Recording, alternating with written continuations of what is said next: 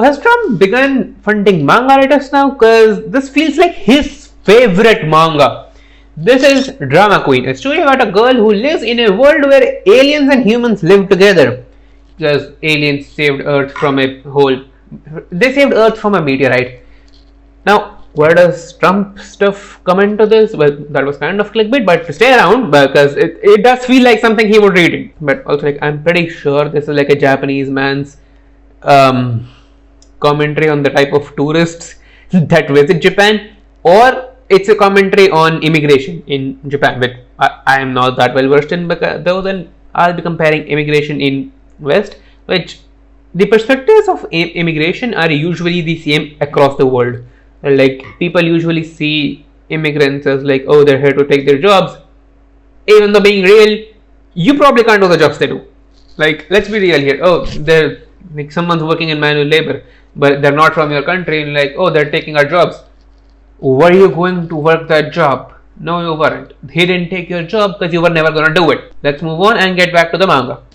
The main story was building as the main characters struggle to just exist in this world till she meets a guy willing to stand up against an alien with the risk of his whole career here and reputation.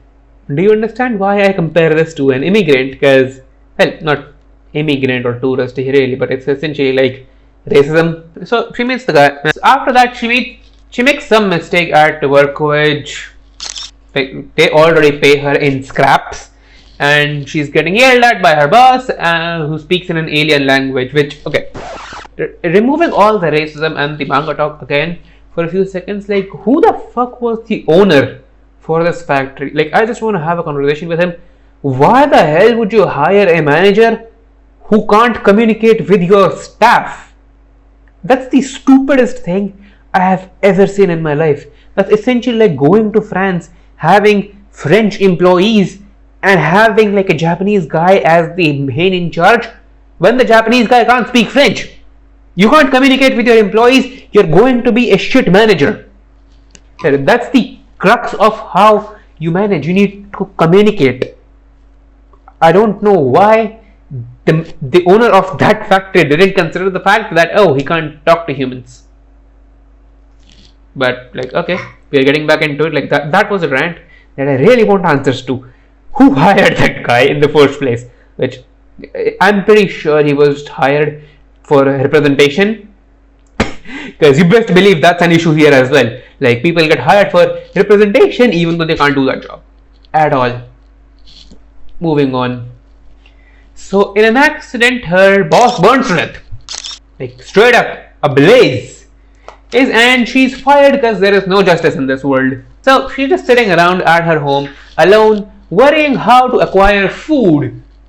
Important later on, when her doorbell rings, and it's the guy who showed up to the alien. Oh, he probably just wants to hang out or something. I mean, she just got fired. She probably needs some company. And oh my god, he is carrying a body. He has murdered one of the aliens, and if they get caught, they will get capital punishment, which is...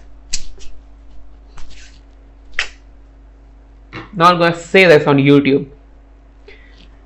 So they do what any normal person does and think of ways to get rid of the body. So should we dissolve the body? Have you seen Breaking Bad? That could end really badly. Want to fear to the pigs? Here those little shits eat everything other than the teeth. Okay, hear me out. I am really hungry. You wanna play the pig, don't you? Yes, I am so attracted to you right now. Wanna fuck after the meal? Let's dig in. Okay, that's kind of an exaggeration, but she does eat the alien bones and all. And now the guy is like, okay, I'ma kill all the aliens and dispose of the bodies in your toilet.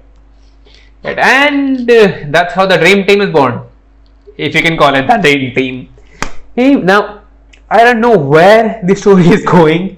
Is it going to be like an action adventure like Chainsaw Man, or is it like a slice of life seinen kind of thing?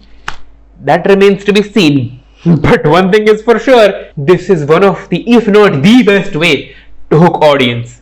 And the writer is a marketing genius. Like, either the writer, editor, publisher, one of them is a genius when it comes to marketing. Because just look at Twitter.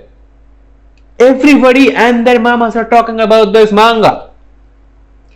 That's how I found out. Like I saw the first 3 pages and I was like, doesn't interest me. Then I saw Twitter, which actually I didn't see Twitter. Yet I'm just like, oh, Chibi is making a video on this. Some other people are really mad about this manga. Let's just read it. And I 100% understand why people are mad about this. They're wrong, but still, they want to cancel this guy. It's like, this is racism. Japan needs to be stopped, but you can't. You know what you had to do the last time you tried to stop Japan. If you repeat that, maybe that something work. But let's be real here. You don't want to get into smoke like that.